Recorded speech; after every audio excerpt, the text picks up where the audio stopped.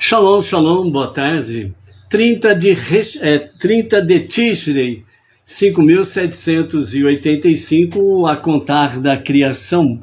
Estamos na sexta-feira, o sexto dia da semana, conhecido como véspera de Shabat. Até o pôr do sol, véspera de Shabat. Após o pôr do sol, já adentramos no sagrado dia do Shabat. Hoje é o primeiro dia de novembro de 2024 do calendário civil da Era Comum.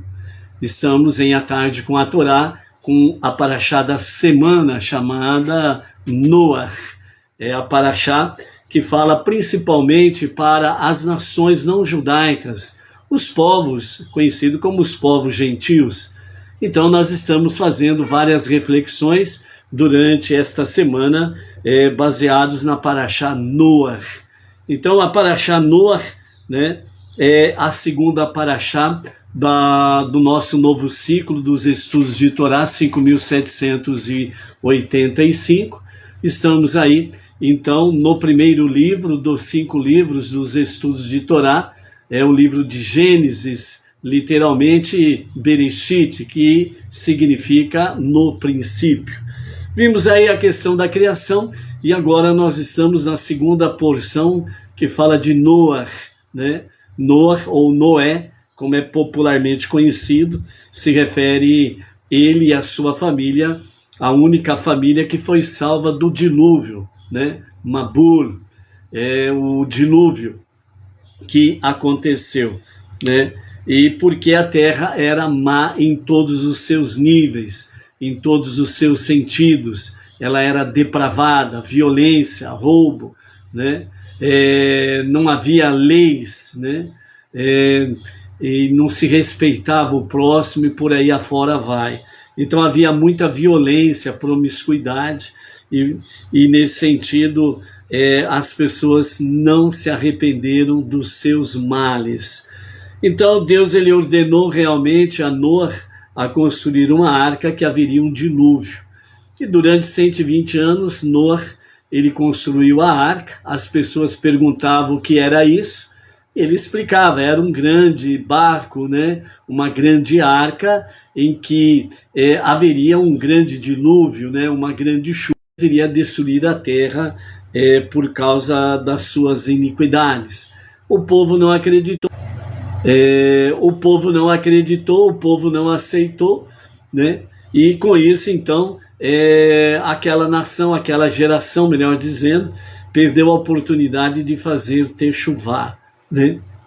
Um retorno a Deus para um verdadeiro e genuíno arrependimento. O dilúvio veio e depois de um ano, né, dentro da arca, Noach, né, e a sua família saem da arca. Noach faz um altar, faz um sacrifício de animais puros, né? E então o Eterno ele faz uma aliança com Noach de nunca mais destruir o mundo com um dilúvio. E aí qual o sinal que ele deu, né? Então, como nós temos aí no capítulo 9 de Gênesis, Bereshit, no versículo 14, Deus deu a Noach e as gerações posteriores o sinal no céu, né, chamado de o grande arco, né, literalmente o grande arco. Depois de um tempo, popularmente ficou conhecido como arco-íris, já conversamos sobre isso, né, e então ficou aí como arco-íris, né, justamente para que todos possam olhar realmente a questão do grande arco, ou arco-íris, e ver aí que o sinal que Deus deu que não destruiria mais o mundo, né, com o dilúvio. Então nós vamos ver dentro de instantes a respeito do famoso grande arco ou arco-íris, né, o que os nossos mestres Rabadi falam e o que o nosso Rabino Yitzhak Ginsburg, né, o que ele nos fala sobre o arco-íris aqui no livro de Kabbalah e Meditação para as Nações, né? Que é o livro de Kabbalah para os não-judeus, os Benei Noach, que tem ali no seu prefácio uma nota, né, do nosso Rav Yaakov Gerenstad, e por isso, na nossa loja Bnei Noach, né, ali no Brooklyn, a nossa sede, ali o livro, os 2 livros, né, de Kabbalah para os Bnei Noach, está numa super promoção. Os 2 livros saem por apenas R$100, né, mais o frete, obviamente. Ou seja, cada livro desse sai por R$50. Né? Se você ler uma página desse livro, R$50 não paga a página que você lê. Por que isso? Porque os anos em que o Rabino Yitzhak Ginsburg ele aplicou, gastou, né, as suas economias, o seu tempo em estudar para se formar como um rabino, bem como também depois adentrar, né, na questão de Pniumut HaTorah, que é exatamente os segredos internos da Torá, é a parte mística da Torá, né, que isso realmente levou muitos anos, muitas horas e horas e horas de estudo, para trazer de uma certa forma mastigado, né, para nós, realmente não paga o preço daquilo que aconteceu no trajeto da história e da vida do Rabino Yitzhak Ginsburg, né? Mas, né, pela graça bendita de Hashem, está aí para quem quer saber sobre Kabbalah, né? Fora esses 2 livros, nós não recomendamos nenhum, ok? E aqui tem, né, o prefácio do nosso Rav Yaakov Gerenstadt, ok? Baruch Hashem. Os novos calendários chegaram e nós já estamos aí divulgando. Temos uma lista aí com 17 nomes, né? O Adilson, a Edina, a Maria, a Claudemir, a Inês, 2 calendários, Danilo, Thaís, o Emirton, Adão, o Marmol, 2 calendários, o Roberto Andrade, o Emerson, 2 calendários, a Fátima, o Simoniel Delmiro, né, e o João, né, que é uma pessoa conhecida nossa aqui da nossa cidade de Pirajuí, aposentado pelo fórum local, né, foi dado a ele um presente do calendário aqui, ok? O calendário, né, ele fica aí, né, a R$18 mais o frete, né? Então, quem for fora de Bauru e região, aí tem o frete nesse sentido aí também, ok? Então, aqueles que desejarem, né, o calendário sai R$18 mais o frete, ok? Hoje nós temos aniversário aí da Leandra Simplício, o Sérgio Santos Jorras, o Valmir Sarmento, né, o cantor Bnei Noach, né, que tem aí uma página no YouTube, né, Valmir Sarmento, com muitos cânticos Bnei Noach, né, para você conhecer, cantar e louvar a Hashem. E também, né, nós temos aí o aniversário da Emilena Marmol, lá de Tupã, né, que é a esposa do nosso sobrinho Rogério Marmol, que também está aniversariando, ok? Então, aqui o nosso Mazal Tov, com as bênçãos celestiais em favor de cada um, né, que Hashem venha de encontro aos anseios, às necessidades de cada um, saúde, proteção, sustento, prosperidade e vida longa, principalmente no serviço do Eterno, ok? Continuando, né, o projeto da nova sinagoga Rabá de Brooklyn, ali em São Paulo, né, nós estamos aí, a sinagoga Bnei Noach Regional Bauru, ela está arrecadando as doações para juntos podermos enviar a nossa sinagoga sede por Rav Yaakov.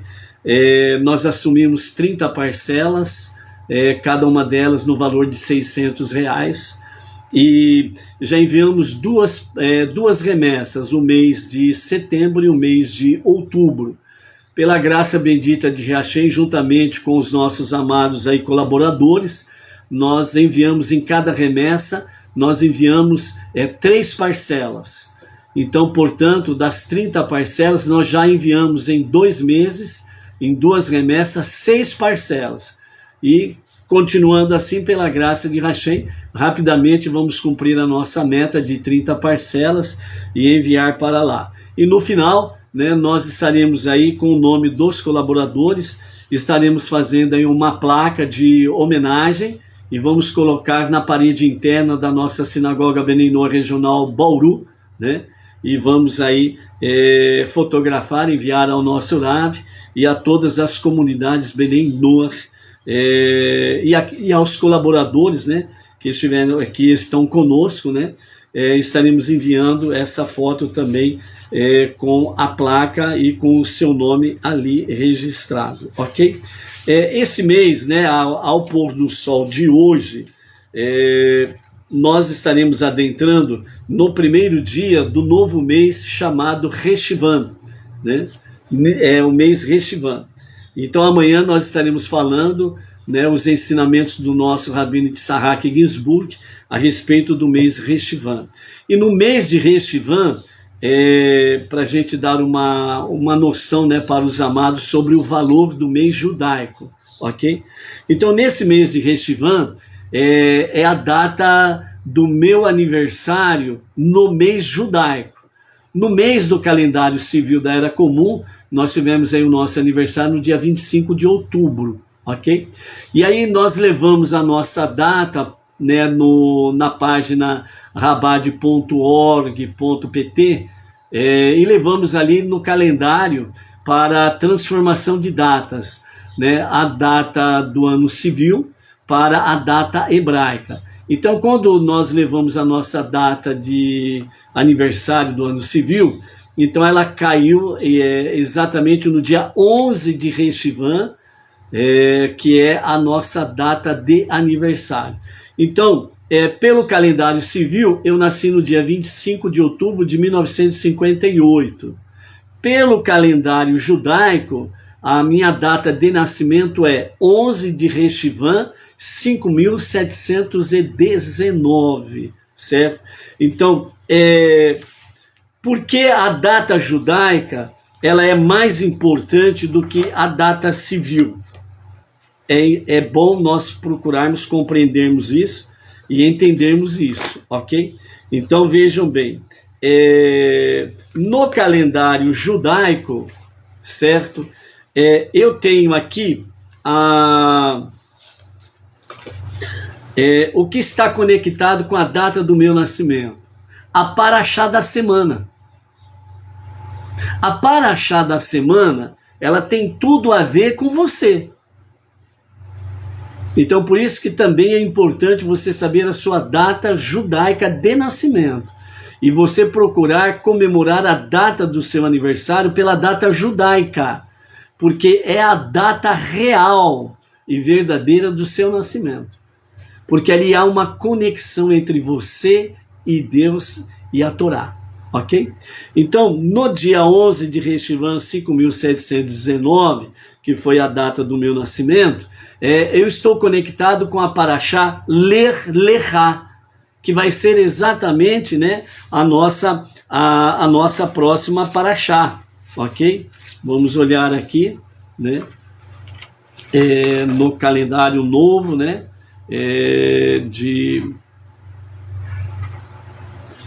Então, a semana que vem, né, a partir do primeiro dia da semana, nós estaremos no dia 2 de Reshivan, que é 3 de novembro, né, do calendário civil.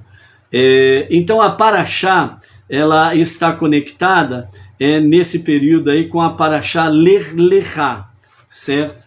A nossa Parashá da semana, ok?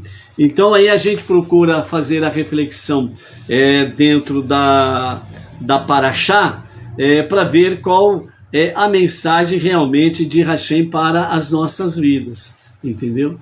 Então, na data de nascimento minha, 11 de Reshivan, 5.719, caiu exatamente na Parashá Ler Lechá. Então, essa Parashá, ela sempre vai permear o horizonte da minha vida nesse sentido aí. Ler Lechá significa vai por si mesmo, ok? E além disso, nós temos também o Salmo da Parashá. E o Salmo da Parashá é o Salmo 110. Então aí você vai lá, dá uma olhada, né? Aliás, eu no caso específico, dou uma olhada lá no Salmo 110 e vou procurar ver qual é a mensagem do Eterno para a minha vida. Então, saber a nossa data de aniversário dentro do calendário judaico é de muita importância para que nós possamos saber realmente a conexão que está conosco, né, com relação à Torá. Às vezes você está passando por uma certa situação e você fala assim, puxa vida, eu não consigo entender o porquê realmente dessa situação que está acontecendo comigo.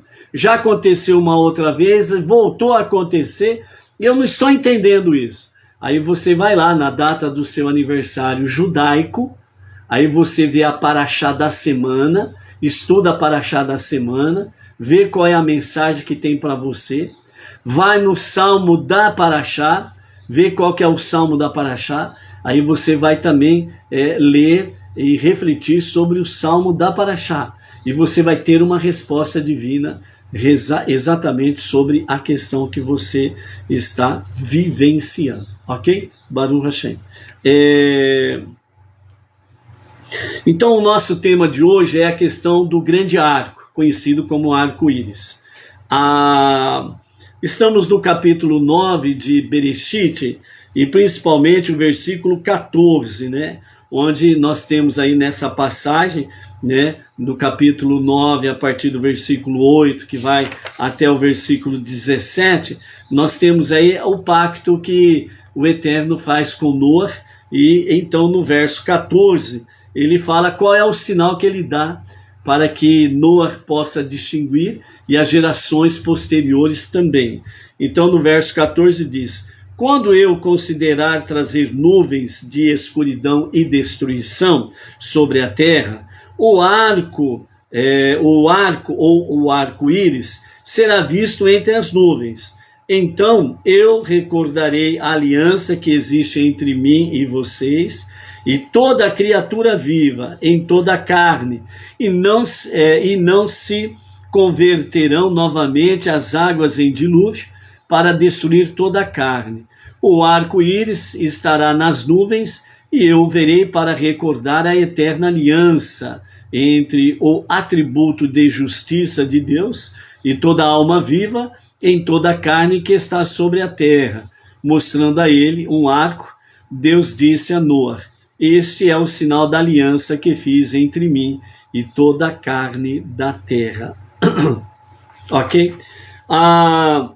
No nosso comentário aqui, de Rashi, junto com o nosso Rebbe Menachem Mendel, então nos fala assim: Rashi escreve que um arco aparece no mundo quando Deus está pensando em mandar um outro dilúvio para destruir o mundo. Ou seja, então o sinal do arco, a princípio, ele não é um bom sinal. O arco-íris não é um bom sinal. Ele é lindo, maravilhoso, mas não é um bom sinal. Deve o leitor concluir que, se ele vê a pessoa, o ser humano, ele vê um arco-íris no céu regularmente, isso significa que sua geração é tão perversa quanto a geração do dilúvio, onde toda a carne se tornou corrupta. Então, há alguém que pensa assim? Então, o nosso comentarista Rashi e o nosso Rebbe Menachem Mendel, ele diz: certamente tal conclusão é inaceitável. Então, nós aprendemos que o sinal do arco-íris, do grande arco, ele é um sinal de que o mundo não extinguirá mais em água, nem criatura viva nenhuma será extinta da face da terra, certo? Porque o arco é um sinal da perversidade do ser humano. Então, como diz o texto, quando, diz o Eterno, quando eu ver, né, o arco, eu recordarei a aliança e não destruirei o mundo e as criaturas vivas com um novo dilúvio. Certamente, a conclusão que o nosso Rebbe e o Irashi traz para nós, que é inconcebível nós chegarmos a uma conclusão que nossa geração, toda ela, é de fato corrupta. Não, nós não podemos chegar a essa conclusão, mas é um alerta. Veja bem o que nos comenta aqui. Então, em uma interpretação literal, o que Irashi quer dizer aqui é que Deus mostra o grande arco quando surge em sua mente, a mente de Deus, destruir parte do mundo. Isso quer dizer que se há um lugar na terra onde Deus está tão insatisfeito com as pessoas, a ponto de lamentar tê-las criado, então Deus faz um arco para indicar sua promessa de nunca mais destruir nem mesmo uma parte do mundo do mesmo modo indiscriminado como ele dizimou o mundo com o dilúvio. Por conseguinte, quando uma pessoa vê um arco-íris, até mesmo se ela vive em um ambiente íntegro, ela pode ter certeza de que em algum lugar do mundo existem pessoas perversas que não podem, que se não fosse pelo pacto entre Deus e Noé, seriam destruídas por ele. Então, esta é a realidade do grande arco ou arco-íris. Essa é a grande realidade. Então, não tem como fugir a esta realidade, ok? Alguns comentários também dos nossos amados, mestres do Rabad, ele nos fala, é um aspecto bonito, colorido, do mundo de Deus, mas também é um lembrete da tragédia, o Malbur, o grande tsunami que devastou toda a face da terra. Somos ensinados a não encará-lo, ou seja, não encarar o arco, o grande arco que está lá no céu, o arco-íris. Mas fazemos uma bênção especial quando ele aparece no céu.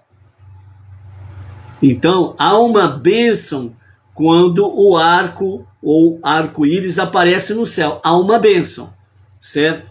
E essa bênção nós encontramos no Novo Sidur, 3ª edição, certo? Que está na página 71. Então vamos dar uma olhada aqui, ó. Na página 71, nós temos aí Zoher Haberit, que significa que recorda o pacto. Então a bênção é Baruch atah Hashem Eloheinu melech haolam Zoher Haberit veneeman bivrito vekayam bemamaro, ou seja, bendito és tu, Hashem, nosso Deus, Rei do Universo, que recorda o pacto, é fiel ao seu pacto e guarda a sua promessa. Então, os nossos sábios falam que nós não devemos encarar o arco-íris, ficar olhando para ele e olhando para ele. Muito pelo contrário, você olhou ao céu, viu o arco, então você já vai para a bênção. Bendito és tu, Hashem, nosso Deus, Rei do Universo, que recorda o pacto, é fiel ao seu pacto e guarda a sua promessa. Está no nosso Novo Sidur, Benei Noach, 3ª edição, compilado pelo nosso Rav Yaakov Geranstad, na página 71, do lado esquerdo abaixo. Ok? Então, está aí onde você encontra a bênção quando aparece no céu o grande arco. Ok? Como resultado da decadência moral da geração, 1656 anos após a criação do mundo, Deus inundou o mundo e o destruiu. Os únicos sobreviventes do dilúvio foram Noé e a sua família. Depois de um ano, quando finalmente puderam deixar a arca, Noé construiu um altar e trouxe sacrifícios a Deus com animais puros. O que aconteceu a seguir é o relato que nós encontramos na nossa porção Noé, no capítulo 8, verso 21, e no capítulo 9, versos 8 a 16, ok? Deus sentiu um cheiro bom dos sacrifícios de Noé e disse a si mesmo: não amaldiçoarei mais a terra por causa do homem, pois a inclinação do homem é má desde a sua juventude. Nunca mais destruirei todos os seres vivos, como acabei de fazer. E Deus disse a Noé e a seus filhos: eu manterei minha aliança com vocês e seus descendentes, e nunca mais um dilúvio destruirá toda a vida, e não haverá outro dilúvio destruindo a terra.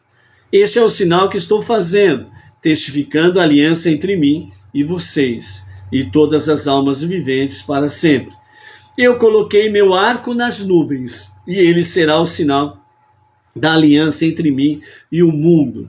Quando eu enviar nuvens sobre a terra, o arco será visto nas nuvens, e eu me lembrarei da aliança entre mim e vocês, e todas as almas viventes, e nunca mais haverá um dilúvio para destruir toda a vida. O arco estará nas nuvens e eu verei, e me lembrarei da aliança eterna entre Deus e todas as almas viventes da terra. Então, após o dilúvio, o Criador prometeu que, apesar do homem pudesse continuar a pecar, ele nunca mais faria um dilúvio que destruísse o mundo. Então ele criou o grande arco, que ficou conhecido como arco-íris, como sinal, um lembrete desta aliança que ele fez com o mundo, Então esta é o que está na Torá, no capítulo 8, no capítulo 9, que acabamos de mencionar, e o grande arco, conhecido como arco-íris, é o grande sinal que realmente que não haverá um novo dilúvio para destruir todas as almas viventes, ok? E vimos aí também a bênção que está no nosso Sidur Bnei Noach, página 71, na página do lado esquerdo, na página do lado direito tem outras várias bênçãos, de acordo com a realidade de cada fato, que você pode ver aí, e na página 71 do lado esquerdo, abaixo, está a bênção do arco. Como o arco é um sinal de que a humanidade está pecando, uma geração que nunca vê um arco está em um nível especialmente alto de espiritualidade e conduta justa. O Midrash fala de várias gerações nas quais houve pessoas tão justas que nenhum arco foi visto em suas vidas. Por exemplo, a geração do rei Hiziquiahu, a era dos homens da grande assembleia, o grande Sanhedrin de Israel, a geração do rabino Shimon Bar Yochai e a geração do rabino Yehoshua ben Levi, Quando nenhum arco aparece nos céus, foi o sinal definitivo de que vivia uma pessoa tão justa. Não significa que todos são justos, mas sim que havia uma pessoa ou algumas pessoas tão justas que estas pessoas ou esta pessoa daquela geração ou daquele tempo, era uma pedra fundamental do mundo, Então, lembra aquela escultura que mostra um ser humano e o globo terrestre nas costas dele, ele sustentando o mundo, Não é à toa que aquilo ali está ali, entendeu? São pessoas que conhecem a Torá, que conhecem o Midrash, conhecem o Talmud, conhecem Pniumut HaTorá, ou seja, as questões internas da Torá, que conhece as questões místicas do conhecimento da Torá, certo? Então não tem nada novo debaixo do céu, como diz o pregador de Eclesiastes, que Eclesiastes significa pregador também, Então, quer dizer, não tem nada novo, não. Tem filmes aí de ficções científicas, filmes aí espetaculares, você fala, isso daí não tem como existir. Mas se você for procurar identificar, são pessoas que leem Midrash, Kabbalah, que leem Talmud, que tem conhecimento desses níveis superiores e profundos, realmente da palavra. Quando, então, nós vemos aí então uma pessoa justa, realmente justa, um tzadik, ele pode realmente sustentar nas suas costas o mundo. É a pedra fundamental do mundo, por isso que o mundo não vai ao seu zero absoluto. O Talmud conta sobre o encontro entre o Rabino Yehoshua ben Levi e o Rabino Shimon Bar Yochai em Gan Eden, né? Ou seja, no Jardim do Paraíso, no céu. O Rabino Shimon perguntou ao Rabino Yehoshua se o arco tinha sido visto em sua vida. E o Rabino, né, Yehoshua, manifestando, né, realmente uma grande humildade, ele simplesmente disse, né, disse que chegou a ver um arco, né? E aí então o Rabino Shimon Bar Yochai disse para ele: então você não é um Ben Levi, um filho de Levi, né? Então, quer dizer, o Rabino Yehoshua ben Levi, né, filho de Levi, né, na sua humildade, ele disse assim, ó, eu vi um arco no meu tempo, né?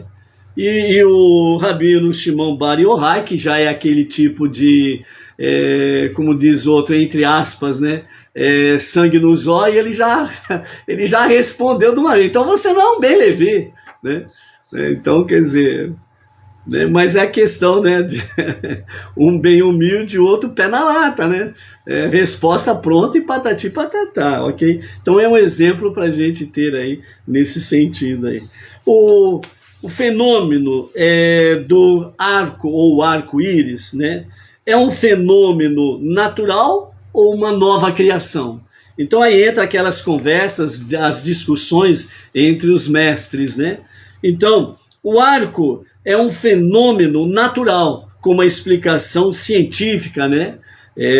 Simples, como se pode assumir que a mecânica do arco-íris surgiu durante os 6 dias da criação.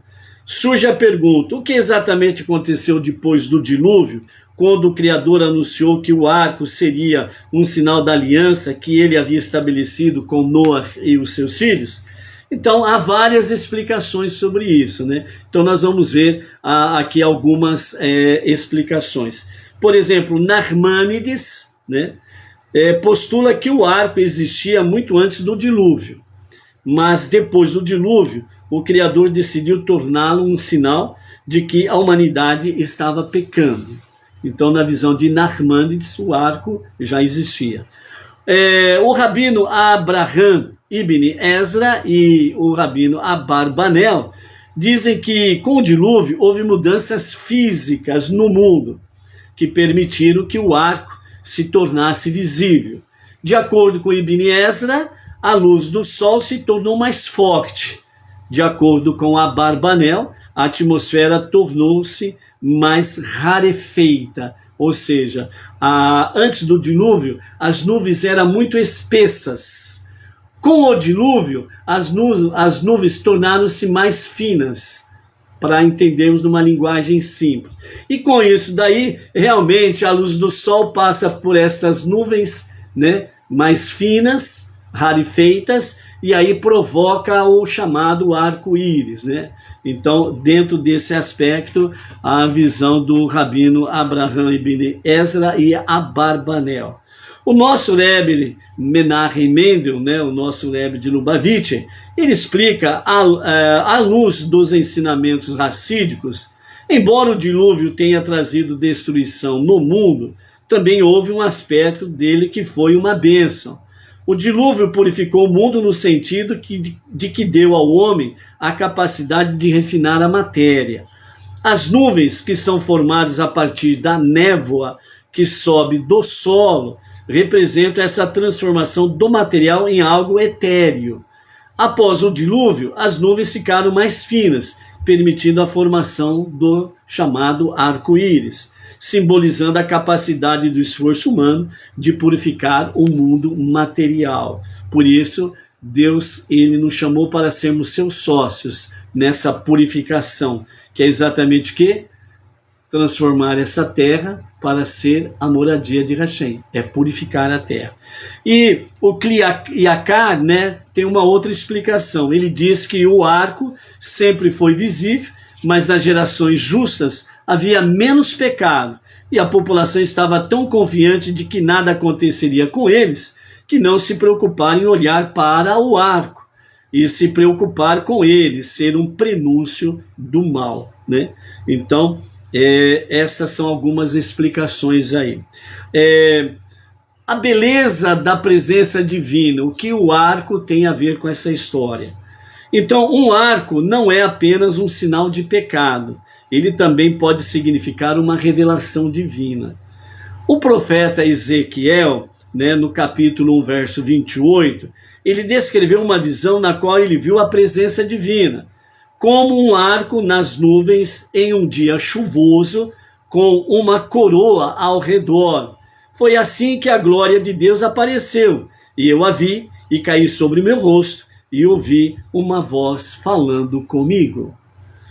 Por causa dessa visão, houve um sábio talmúdico que diz que quando uma pessoa vê um arco, ela deve se curvar, prostrando-se diante de Deus.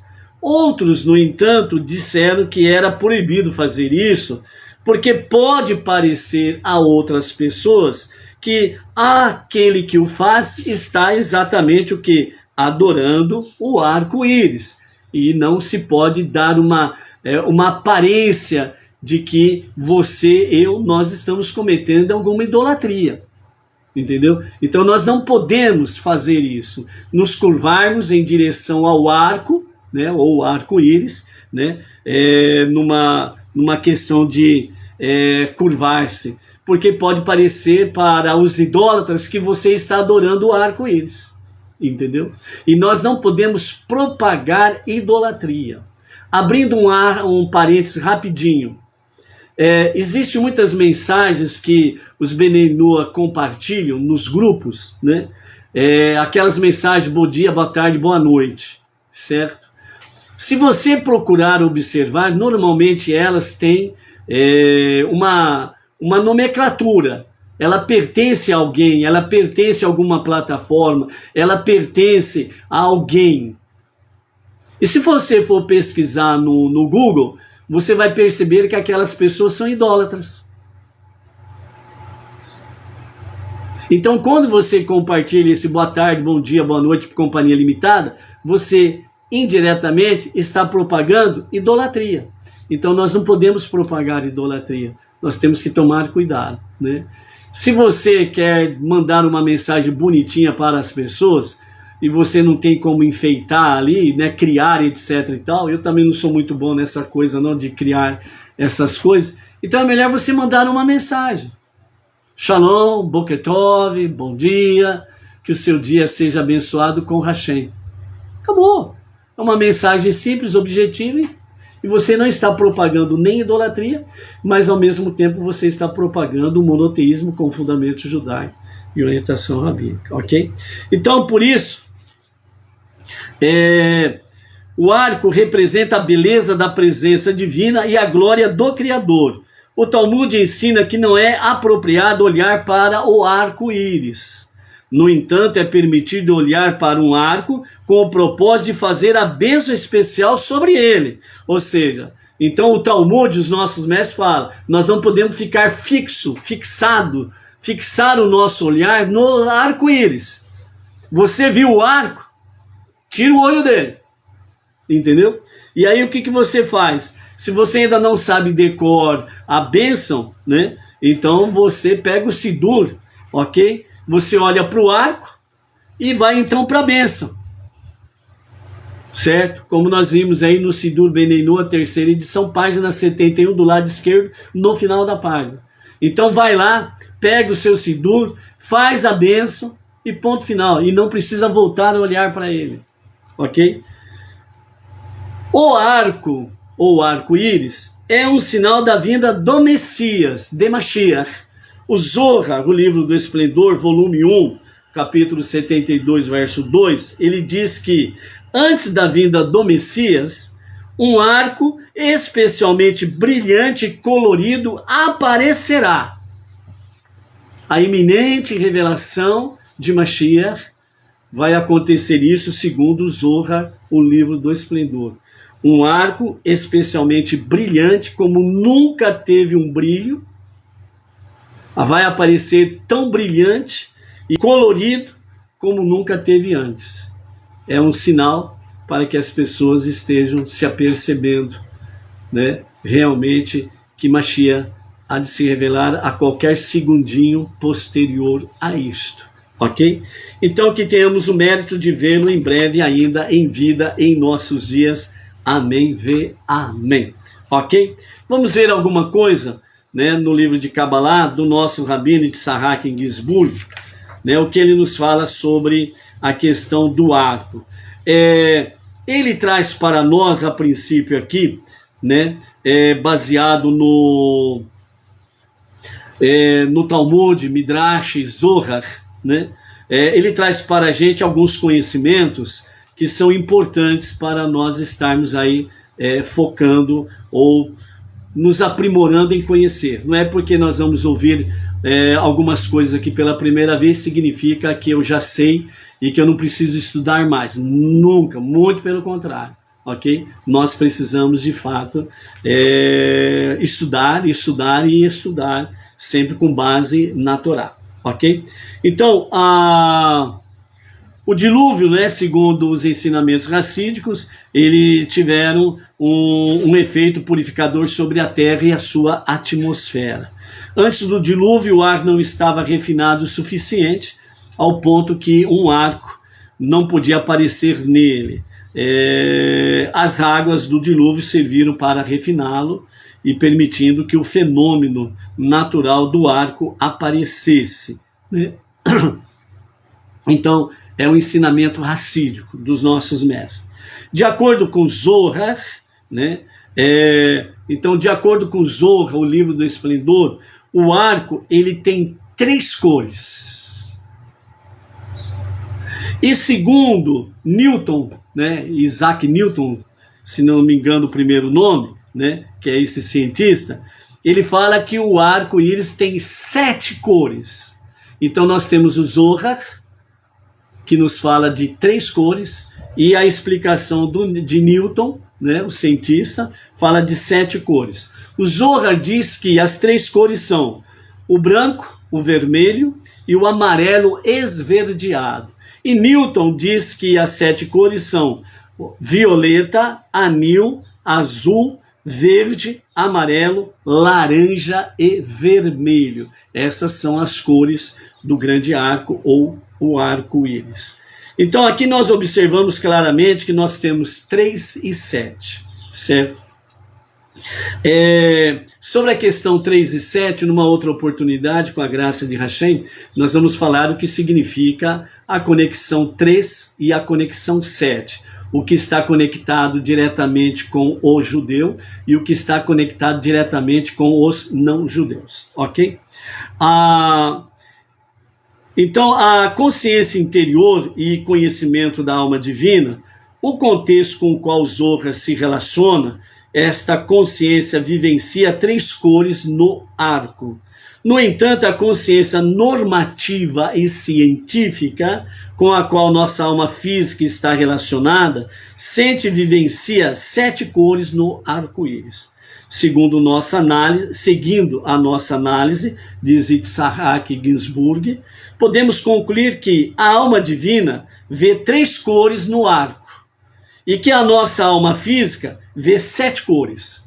Ou seja, a nossa alma divina vê 3 cores, ou seja, o branco, o amarelo esverdeado e o vermelho. E a alma física, a nossa alma animal, ok? Vê as 7 cores: violeta, anil, azul, verde, amarelo, laranja e vermelho, certo? Com referência ao arco de 3 cores, o Zohar nos fala, né, sobre a questão que uma das cores é o branco, né, ser incluído nessas cores. O branco, finalmente, o branco não aparece de forma alguma no arco. Na teoria das cores, a sensação de branco ou é resultado da roda de cores, com todas as suas 6 ou 7 ou mais cores, girando a uma velocidade rápida o suficiente para tornar as cores individuais imperceptíveis ao olho humano, ou é o efeito de um objeto refletido ao mesmo tempo todas as cores presente no espectro do raio de luz que o atinge. Como podemos ver, a questão de se o branco pode ser considerado uma cor somente pode ser respondida em virtude da diferença entre a alma divina e a alma física e a maneira com cada uma delas vivencia o arco, a alma divina e a alma animal. Então, nessa questão da velocidade, já foi mostrado em vários aspectos aí de cinema, reportagens científicas e companhia limitada, Por exemplo, se você pega um objeto qualquer e ele gira rapidamente em círculo, chega a uma velocidade que você, a princípio, aquele objeto ele tinha uma cor vermelha. Mas ele gira tão rápido, tão rápido, tão rápido, que você não vê mais o vermelho em si. Você vê várias cores. E se a velocidade aumentar ainda mais, segundo a própria ciência, parece que o objeto desaparece. Você não vê mais o objeto, só que ele está rodando. Ele está girando. Mas é uma velocidade tão grande, tão rápida, que é como se não existisse aquele objeto. São dados científicos que nós vemos aí. Por isso, o nosso Rabino de Sarrak Ginsburg fala da diferença da alma divina que vê e da alma animal o que vê. Entendeu? É dentro desse aspecto aí. Por isso, a alma divina e a alma física, a alma animal nossa, como tudo no mundo, as cores também correspondem, tudo no mundo corresponde às 10 sefirot. Lembra quando nós fazemos a contagem do Homer? Nós temos ali as 10 sefirot. E durante, realmente, o período da contagem do Homer, certo?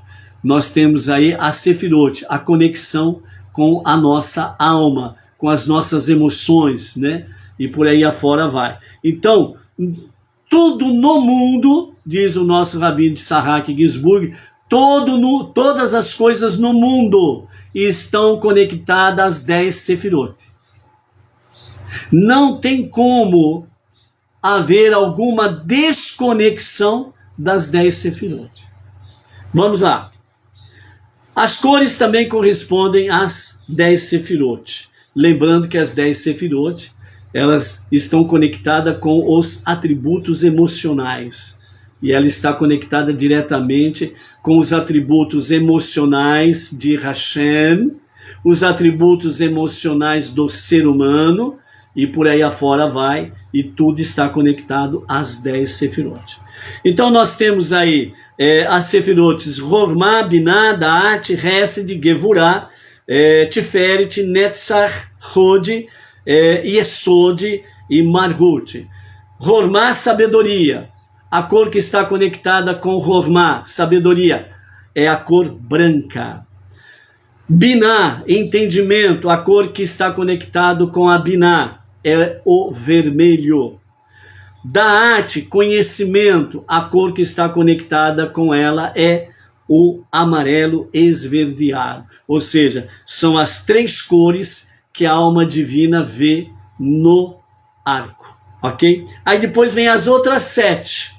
Então nós temos Hesed, que é bondade, e a cor é azul. Gevurah, poder, força, é o vermelho. Tiferet, beleza, é o amarelo. Netzar, vitória, está com o violeta. Hod, reconhecimento, com a cor laranja. Yesod, fundação, com a cor verde. Malhut, reinado, é a cor anil. Lembra? Azul, a cor a cor real, o azul. Então, as 7 cores observadas pela alma física correspondem às 7 sefirotes inferiores, ou 7 atributos do coração, conforme o nosso Rabino de Sarrak Ginsburg.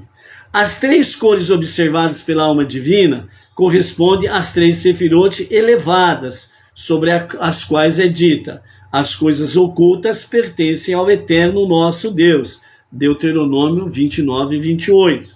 Embora compartilhem o mesmo nome, o vermelho e o amarelo esverdeado, percebidos pela alma divina, não são o mesmo daqueles observados pela alma física. Ou seja, a alma divina, ela vê o vermelho e o amarelo esverdeado com uma outra dimensão.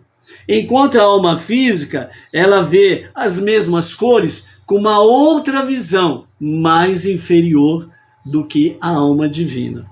Além disso, mesmo no nome, a cor branca do arco permanece completamente imperceptível à nossa alma física. Ou seja, quando nós olhamos para o arco, ou arco-íris, nós não vemos o branco. Mas a nossa alma divina vê o branco. Vejam como são as coisas. A sua alma divina vê o branco, mas a alma física não vê o branco do arco-íris.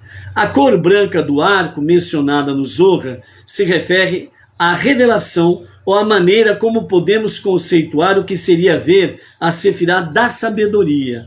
Sabedoria é considerada a alma interior da Sefirá da bondade, que se encontra diretamente sob ela no eixo direito da árvore da vida. Lembrando que a Sefirot, ela simboliza a árvore da vida. A cor associada à bondade é o azul, e a sua alma arquetípica é exatamente Abraão. Olha a conexão. Ela tem conexão com Abraão. Da mesma forma, a sabedoria divina é apresentada como revelação do Deus de Abraão. A sabedoria divina se refere à sabedoria da Torá, sobre a qual é dita: Ele, o Todo-Poderoso, e sua sabedoria são um. Em particular, sua sabedoria se refere à origem da sabedoria na sabedoria da coroa supraconsciente, uma faculdade que é mencionada no Zohar como o cérebro oculto, dentro da vontade da alma. Assim, a origem definitiva do branco é na Sefirá de Keter, coroa. Amanhã vamos continuar. Shabbat Shalom. E a partir das 20 horas, nós estaremos transmitindo a celebração do Shabat da Sinagoga Beninoa Regional Bauru, juntamente com o emissário Emerson Felipe da Silva, da cidade Sem Limites para o Brasil e as nações. E às 18 horas, o acendimento especial das luzes de Shabat. Shabbat Shalom, até daqui a pouco.